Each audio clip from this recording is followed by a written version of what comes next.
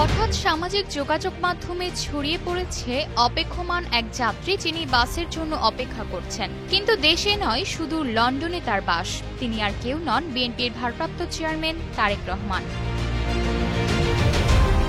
লন্ডনে লোকাল বাসে চলাচলের কয়েকটি ছবি সামাজিক যোগাযোগ মাধ্যমে ছড়িয়ে পড়েছে। ছবিগুলোতে দেখা যায় শুক্রবার সকালে লন্ডন শহরের উত্তরে একটি বাস স্টপে অপেক্ষমান একজন মধ্যবয়সী তারেক রহমান। হাতে মোবাইল, পরনে হালকা নীল শার্ট, খাকি রঙের প্যান্ট আর পায়ে সাধারণ একজোড়া স্নিকার্স। যুক্তরাজ্যে অবস্থানরত বিএনপির ভারপ্রাপ্ত চেয়ারম্যান এখন নেটিজেনদের প্রশংসায় ভাসছেন, কেননা একটি দলের গুরুত্বপূর্ণ পদে থেকেও তিনি গণপরিবহন ব্যবহার করছেন। বিষয়টি প্রশংসনীয় দৃষ্টিতে দেখেছেন নেটিজেনরা।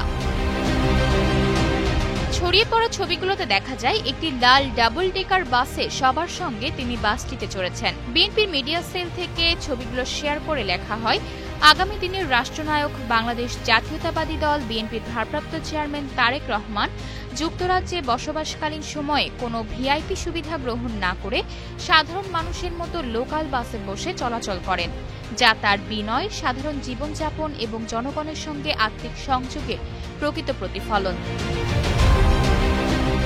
আয়েশা অর্থী, নিউজ ডেস্ক, গ্লোবাল টেলিভিশন।